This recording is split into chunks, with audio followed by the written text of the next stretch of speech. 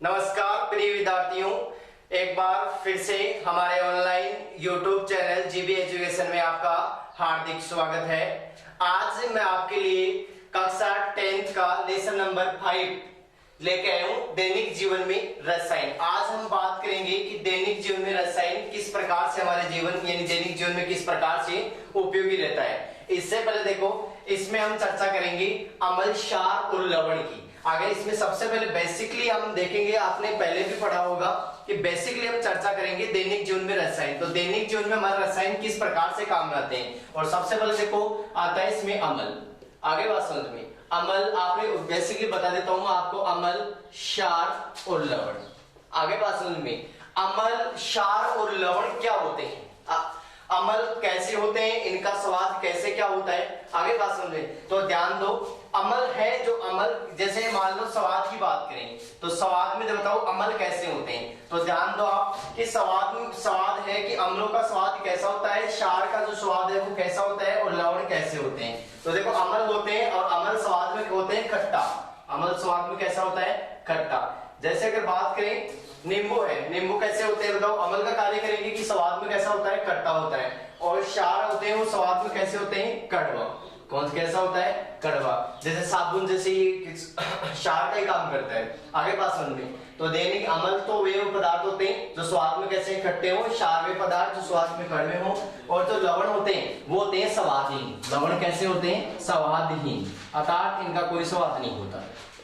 लवण कैसे होते हैं, स्वादहीन होते हैं। अब ध्यान देंगे आप कि जो अम्ल है, अम्ल स्वाद में खट्टा होता है, क्षार होता है स्वाद में कड़वा, और लवण होते हैं स्वाद में स्वादहीन। अब देख बात करते हैं हम लिटमस पत्र की। किसकी बात करेंगे हम, लिटमस पत्र। लिटमस पत्र क्या होता है, देखो ध्यान दें, लिटमस पत्र जैसे मान लो अम्ल है और अम्ल को हम जैसे ही यानी नीले लिटमस पत्र को डालेंगे तो नीले लिटमस को किस में चेंज करेगा, नीला लाल में। अर्थात जो अम्ल होते हैं जो नीले लिटमस पत्र को किस में बदल देते हैं, लाल में। जैसे इसका उल्टा जो क्षारीय पदार्थ होते हैं वो क्या करते हैं, लाल लिटमस को किस में बदल देते हैं, नीले में। अर्थात जैसे इनको लिटमस पत्र को डाला जाता है इसके अंदर, इस विलियन में डाला जाता है, जलीय विलय में, तो नीले लिटमस पत्र को ये लाल कर देते हैं, और ये क्षार होते हैं जो लाल लिटमस पत्र को क्या कर देते हैं, नीले कर देते हैं। और जो लवण होते हैं इनमें कोई प्रक्रिया नहीं होती, यानी कोई प्रतिक्रिया नहीं होती, कोई प्रतिक्रिया नहीं होती। इनके प्रति चाहे इसमें लाल कैसा भी हो, इसमें लवण किसी प्रकार की प्रतिक्रिया नहीं करते हैं। जैसे मान लो आपको याद रखने का अगर मैं ट्रिक बताऊं भाई कि आप भूल जाए कि सब लाल नीले लिटमस पत्र को लाल और लाल लिटमस पत्र को नीला कैसे क्या करते हैं। तो देखो इस अम्ल का तो आप याद रखो अनिल से।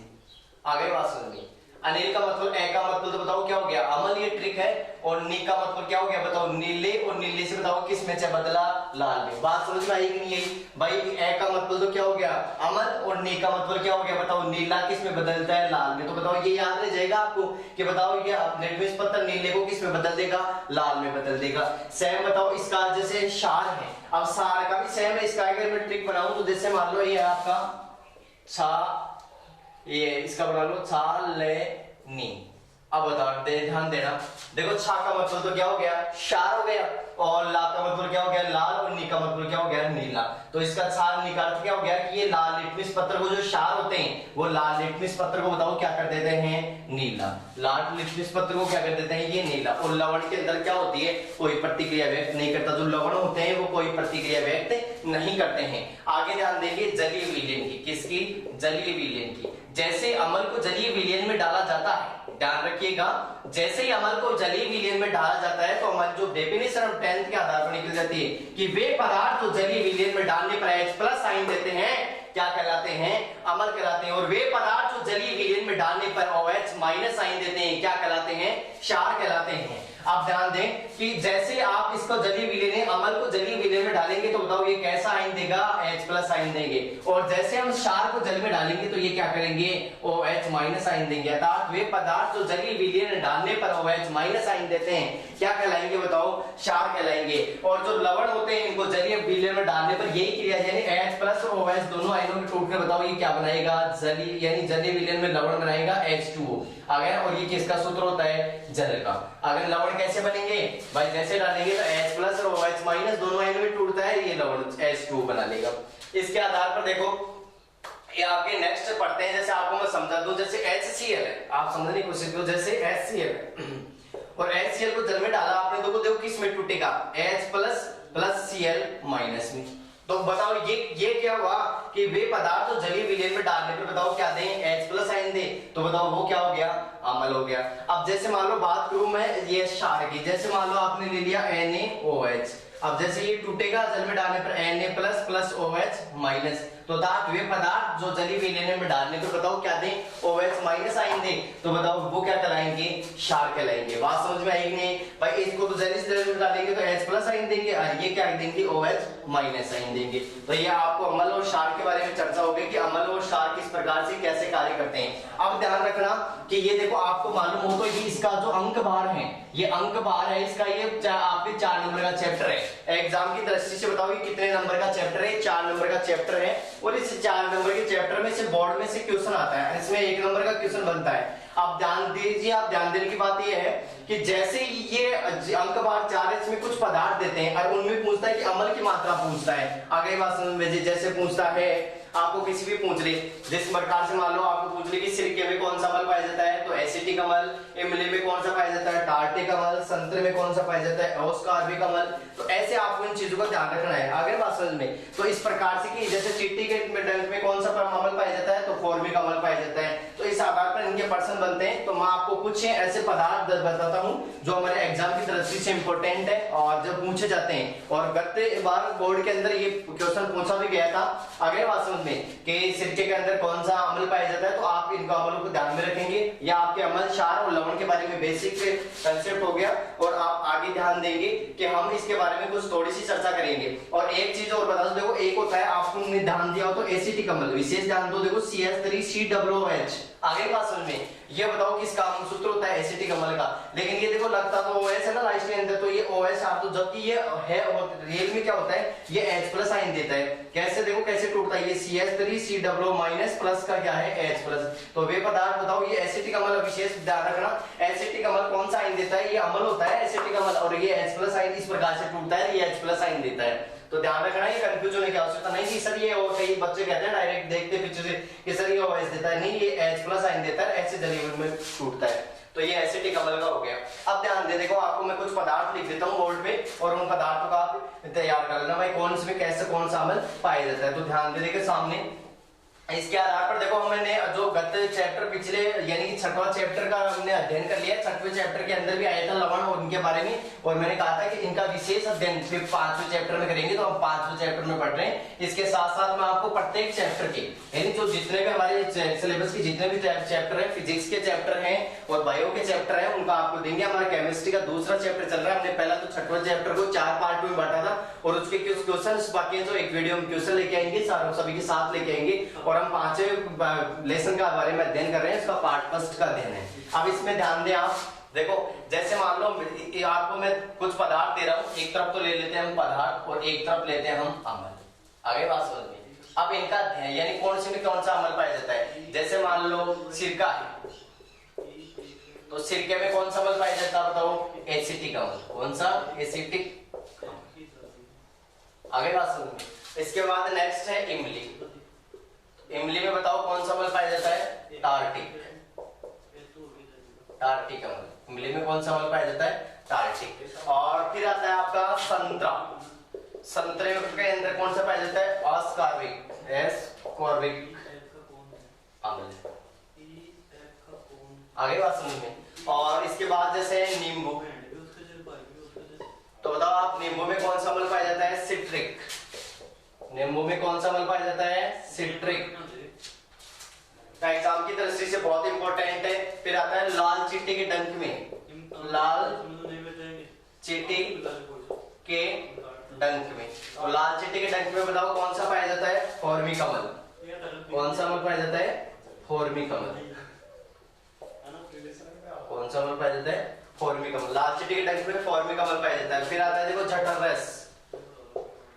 जठर रस, इसमें पाया जाता है हाइड्रोक्लोरिक अम्ल। हाइड्रोक्लोरिक अम्ल, जिससे इसका सूत्र होता है HCl। ध्यान होगा आपको, हाइड्रोक्लोरिक अम्ल का सूत्र क्या होता है, HCl। और ये बताओ किस में पाया जाता है, जठरस के अंदर। और एक आता है दही, तो आपको दही मुझको सबको पता होगा, दही में बताओ कौन सा पाया जाता है, लैक्टिक अम्ल। दही में कौन सा पाया जाता है, लैक्टिक अम्ल। ध्यान दो, लैक्टिक अम्ल। एक बार फिर से बता रहा हूं आपको, ये आपको कुछ पदार्थ है, ये अम्ल है। आगे बात सुन में बताओ, सिरके में तो कौन सा अम्ल पाया जाता है, एसिटिक अम्ल। याद रहने वाली चीजें हैं, सिरके में कौन सा पाया जाएगा, एसिटिक अम्ल। इमली में कौन सा पाया जाएगा, टार्टिक अम्ल। संतरे में कौन सा पाया जाएगा, एस्कॉर्बिक अम्ल। नींबू के अंदर कौन सा, सिट्रिक अम्ल। और लाल चींटी के डंक में फॉर्मिक अम्ल। और जठरस के अंदर हाइड्रोक्लोरिक अम्ल। और दही के अंदर कौन सा पाया जाता है, बताओ, लैक्टिक अम्ल। तो ये कुछ अम्ल और पदार्थ हैं जिनमें पाए जाते हैं। अब इसके बाद हम अध्ययन करेंगे, ये तो आपको हो गया कुछ पदार्थ और अम्लों के बारे में। अब इसके बारे में हम अध्ययन, नेक्स्ट जो अध्ययन करेंगे, आपको एक विशेष बात बता दो, जो अम्ल और क्षार होते हैं, भाई एक दो चीज है, अम्ल तथा क्षार होते हैं, वो दोनों जल में क्या होते हैं, विलीय होते हैं। अम्ल और क्षार, अम्ल व क्षार दोनों ही क्या होते हैं, बताओ, दोनों जल में क्या होते हैं, विलीय। अब अम्ल भी जल में विलीय होता है, जल में क्या होते हैं, विलीय, दोनों जल में विलीय होते हैं। अम्ल भी जल में विलीय होते हैं और क्षार भी क्या होते हैं, जल में विलीय होते हैं। अब देखो नेक्स्ट, इसके बाद इन पदार्थों के बारे में देखो दो चीज आती है, एक तो आता है तन्नु और एक होता है सांद्र। आपने नाम सुना होगा, तो तन्नु अम्ल और तन्नु क्षार। और तन्नु, जैसे ये तन्नु शब्द है, इसका डेफिनेशन किस प्रकार से दे पाएंगे आप, तो आपने अगर ये क्लियर कर लिया हो तो मैं बताता हूँ दोनों के बारे में, तन्नु और ये क्या होता है। तो देखो ध्यान दो, इस तन्नु का मीन्स क्या होता है, तन्नु और क्षार क्या होते हैं, देखो तन्नु और ये सांद्र, तन्नु क्षार क्या होंगे और सांद्र क्या होंगे। तो देखो इसमें देखो तन्नु है, अगर आपके सामने तन्नु आ जाए तो इसका मीन्स क्या निकलेगा, देखो तन्नु का मतलब होता है कि ऐसा पदार्थ जिसमें जल की मात्रा तो क्या हो, तन्नु का मतलब होगा ऐसा पदार्थ जिनमें जल की मात्रा तो क्या हो, अधिक, और अम्ल व क्षार की मात्रा क्या हो, कम हो, वो तो क्या कहलाएगा, तन्नु। और सांद्र का मतलब क्या होगा, देखो मैं बोर्ड पर बता देता हूँ आपको, तन्नु और तन्नु एक साथ ले लेता हूँ, दोनों में अम्ल व क्षार, अम्ल व क्षार। तन्नु अम्ल क्षार क्या होंगे, वे पदार्थ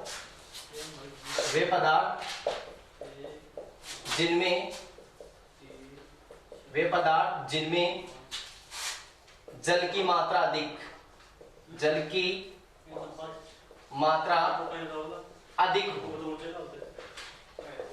जिनमें जल की मात्रा क्या हो, देखो, और भाई वो तो पदार्थ क्या कहलाएंगे, तनु अम्ल व क्षार कहलाएंगे, वे पदार्थ जिनमें जल की मात्रा क्या हो, अधिक हो।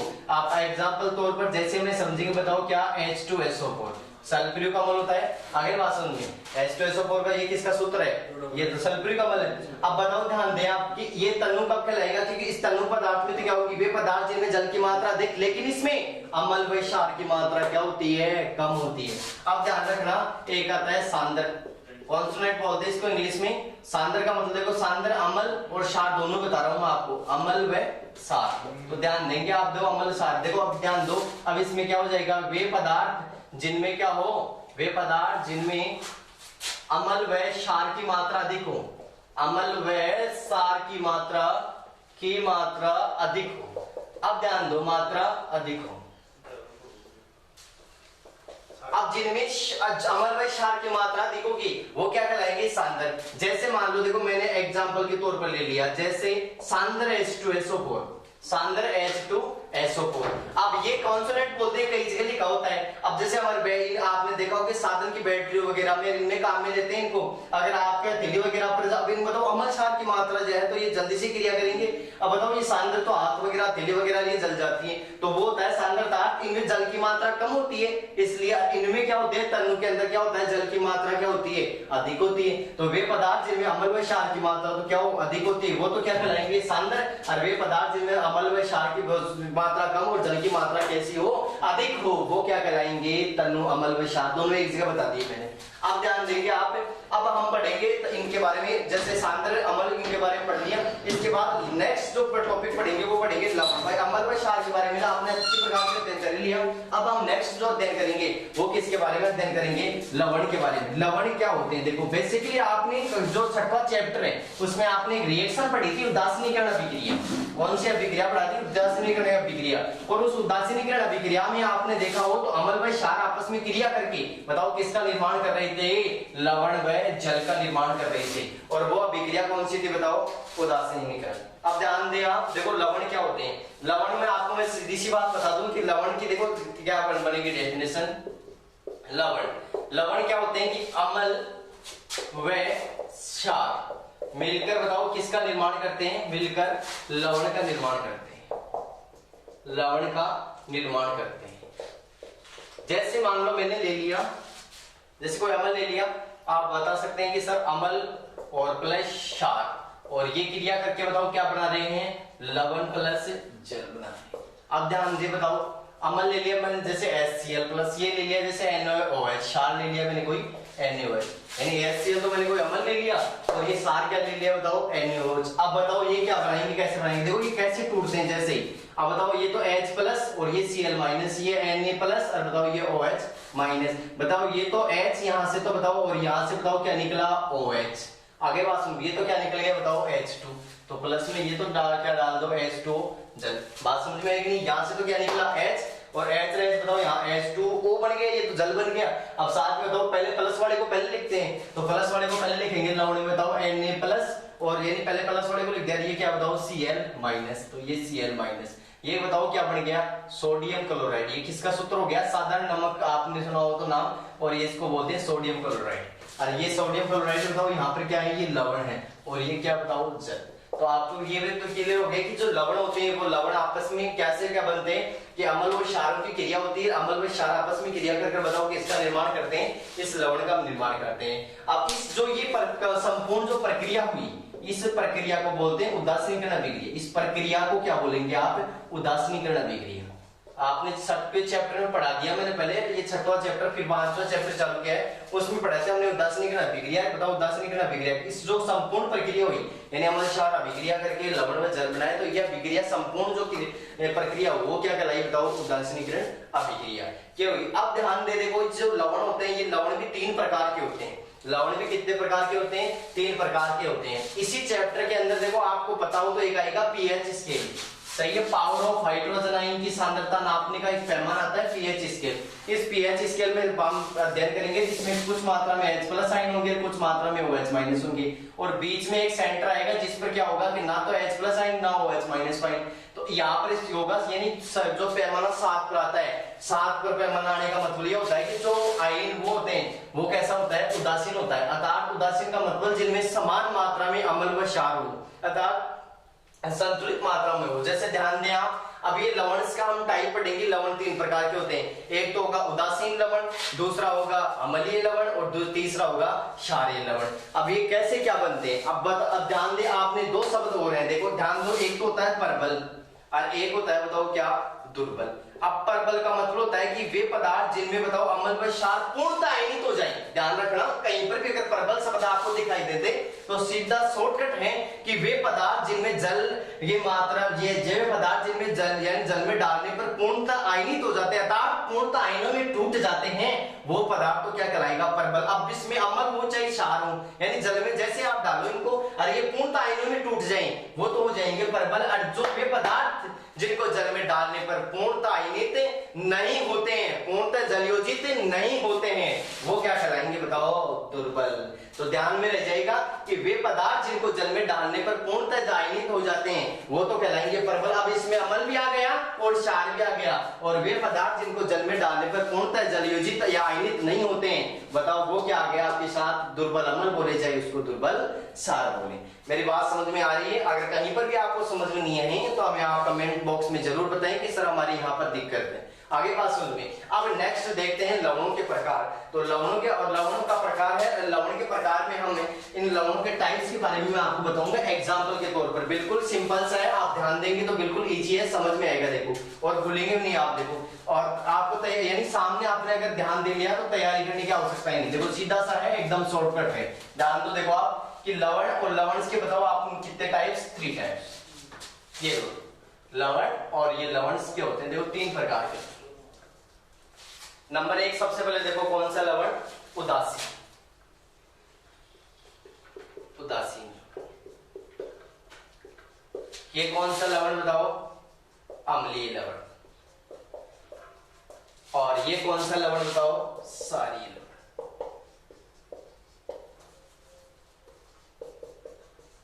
क्षारीय लवण। अब ध्यान देंगे आप, उदासीन लवण, उदासीन कब बनेगा, जैसे मान लो देखो जल क्या होता है, अपना जो सिंपल सी भाषा में जल क्या होता है, उदासीन होता है। इनमें समान मात्रा में, देखो ध्यान दो आप सामने H प्लस प्लस बताओ क्या OH माइनस, और ये बताओ H प्लस आइन देंगे वो अम्ल, और बताओ जो OH माइनस आइन देंगे वो क्षार, और बताओ ये क्या बना दिया H2O। अरे ये जल क्या होता है, उदासीन। अरे इसका pH यानी जो उदासीन पैमाना होता है 7 पर उदासीन हो जाता है, जल का जो उदासीन होता है।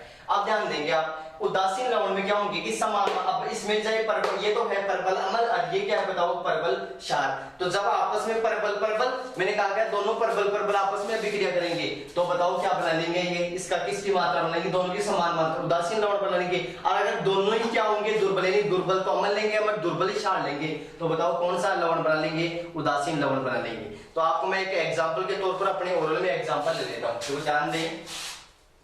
जैसे मान लो मैंने ऐसे ये दो पदार्थ ले लिया, इसमें तो ले लिया मैंने चीनी और इसमें मैंने ले लिया नमक। देखो ओरल में बिल्कुल समझ में आएगा आपको, एकदम सिंपल भाषा का है। और मान कुछ टाइम के लिए मैं चीनी को तो अम्ल मान लेता हूँ और इसको क्या मान लेता हूँ क्षार। वैसे होती नहीं है, कहीं आप सोच रहे चीनी अम्ल, मान लिया है मैंने एक बार आपको समझाने के लिए। अब बताओ इन दोनों की मैं देखो लेता हूँ, अब दोनों की मैंने चीनी की मात्रा ले ली, 100 ग्राम मैंने चीनी ले ली, ध्यान देना, और 100 ग्राम में मैंने क्या ले लिया बताओ नमक। अब बताओ दोनों की मात्रा समान, अर्थात मैंने कहा क्या कहा कि दोनों ही अगर परबल होंगे, दोनों होना आवश्यक है, दोनों परबल, तो बताओ क्या बनाएंगे उदासीन लवण। अब बताओ 100 ग्राम में चीनी 100 ग्राम में नमक, दोनों आपस में क्रिया करके बताओ क्या कौन सा लवण उदासीन। तो बताओ कौन सा पदार्थ बनाएंगे उदासीन, अर्थात उनमें किसी प्रकार का वो नहीं होगा, क्योंकि दोनों की मात्रा समान है। जितनी मात्रा में चीनी है मीठा है, उतनी मात्रा में नमक है 100 ग्राम, तो दोनों की मात्रा बताओ कैसा हुआ उदासीन। तो समझने की नहीं। अब इसमें ध्यान रखना, लेकिन दोनों ही तो क्या हो चाहे परबल तो अम्ल, लेकिन दोनों की मात्रा समान होनी चाहिए, अम्ल की और क्षार की। परबल अम्ल और पर प्लस में बताओ कौन सा परबल क्षार, और ये क्या बना लेंगे बताओ उदासीन लवण। आइए मेरी बात समझ में। अब इसमें आते हैं आप अम्ल के बारे में। तो अम्ल में वही मैंने बताओ क्या ली चीनी, और बताओ इधर क्या ले लिया मैंने नमक।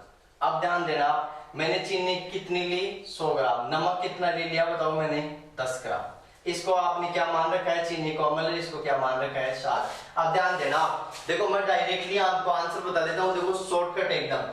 अगर किसी की भी मात्रा, जैसे बताओ यहाँ अम्ल की मात्रा ज्यादा है ना, तो बनने वाला जो पदार्थ है ना, जो लवण बनेगा वो कैसा होगा बताओ अम्लीय होगा। यानी जिसकी मात्रा ज्यादा होगी ना वो ज्यादा प्रभावी रहेगा। तो बताओ आपके पास जो लवण बन के आएगा वो कैसा बनेगा अम्लीय, क्योंकि इधर देखो चीनी की मात्रा 100 ग्राम है, तो ज्यादा प्रभावी वो रहेगा। अब ध्यान रखना, चीनी 100 ग्राम है, नमक 10 ग्राम है, तो आपस में बताओ ये तो क्या हो गया भाई, अधिक मात्रा अम्ल की है, कम मात्रा किसकी है क्षार की। तो बनने वाला लवण कैसा बनेगा बताओ अम्लीय। कैसा लवण बनेगा अम्लीय लवण। आएगी नहीं बात समझ में, कैसा लवण बनेगा अम्लीय। अर्थात इसमें हम कैसे लेंगे, परबल तो अम्ल हो गया, परबल अम्ल और किसकी अभिक्रिया आपस में, और दुर्बल क्षार, एक कम है इसके मतलब तो दुर्बल क्षार, और ये कैसा लवण बनाते हैं बताओ अम्लीय लवण। आगे बात समझ में। अब नेक्स्ट जो तीसरा लेते हैं, इसमें वही बताओ दो पदार्थ कौन सा, एक पदार्थ में बताओ क्या ले लूं मैं, जैसे इसमें तो ले लिया मैंने 10 ग्राम, तो क्या ले लिया मैंने आपको बताओ चीनी, और इसके अंदर बताओ मैंने 100 ग्राम ले लिया नमक। अब इनको वही आपने, इसको तो अम्ल मान रखा था, इसको क्षार मान रखा था। बताओ ये क्रिया करके तो बताओ मैंने कहा क्या, जिसकी मात्रा ज्यादा रहेगी वो क्या रहेगा आपके पास आंसर, तो वही बनेगा लवण आपका। तो बताओ यानी क्षार की मात्रा ज्यादा, तो बताओ कौन सा लवण बनेगा, क्षारीय लवण। कौन सा लवण बनेगा आपके सामने, क्षारीय लवण। अब क्षारीय लवण बनेगा, लेकिन आप ध्यान दे बताओ अम्ल कितना ग्राम है 10 ग्राम है, और नमक कितना ग्राम बताओ 100 ग्राम है।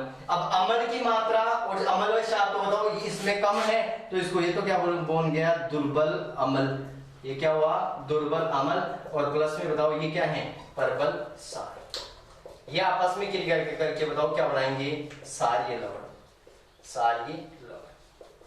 आइए बात समझ में, दोबारा से देखो, इसमें आपने क्या ली अम्ल की क्षार की मात्रा समान ली, बनने वाला लवण कैसा बना उदासीन। इसमें अम्ल की मात्रा ज्यादा और क्षार की मात्रा कम, तो बनने वाला ज्यादा की मात्रा यानी अम्लीय लवण। इसमें क्या किया आपने बताओ अम्ल की मात्रा कम क्षार की ज्यादा, तो बनने वाला लवण कैसा होगा क्षार।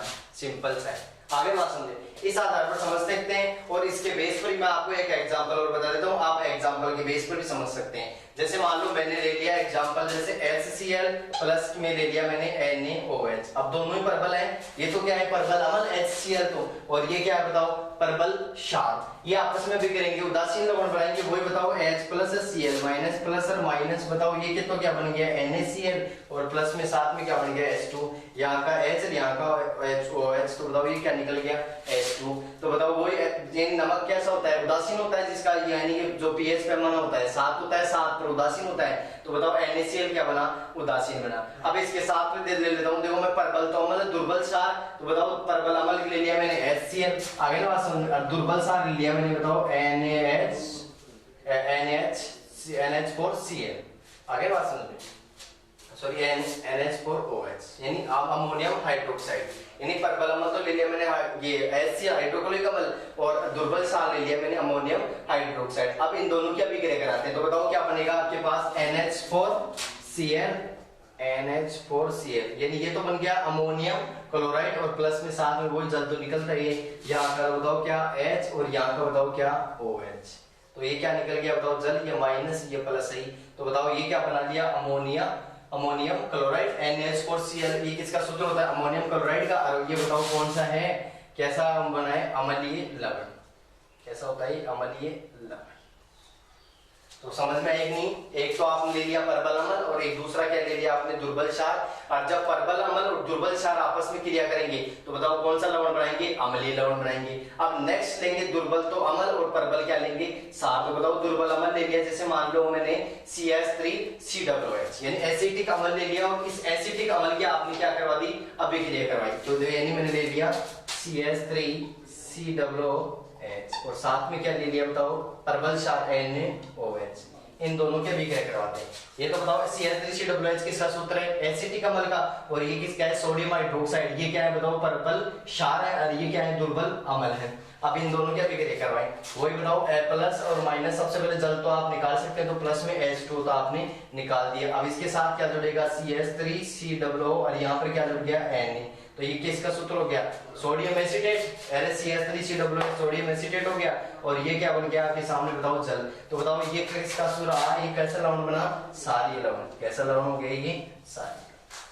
तो इतनी सी ये चीज थी कि ये कैसे किस प्रकार से बनते, तो तीनों टाइप्स क्लियर हो गया आपके लवण के बारे में, उदासीन लवण भी हो गया अम्लीय लवण भी हो गया और क्षारीय लवण के, तीनों के आपको मैंने एग्जांपल्स दे दिए। इन एग्जांपल्स के बेस पर आराम से आप समझ सकते हैं, और बुक में भी ऐसे ही दे रखा है, इसका क्वेश्चन भी है कि उदासीन लवण कब बनता है, अम्लीय लवण कैसे कब बनता है, क्षारीय लवण कब बनता है। मैंने इनके आपको मात्रा एग्जांपल के तौर पर भी समझा दी है, फिर भी आपको कोई दिक्कत है तो आप हमें कमेंट बॉक्स में जरूर बताएंगे इस तरह मेरी इस वीडियो में या इस पार्ट में ऐसी दिक्कतें हैं, और मैं आपको इनके साथ में जैसे ये मेरा क्लियर होगा इसके बाद में आपको मैं क्वेश्चंस भी कराऊंगा जो बोर्ड पर आधारित होंगे।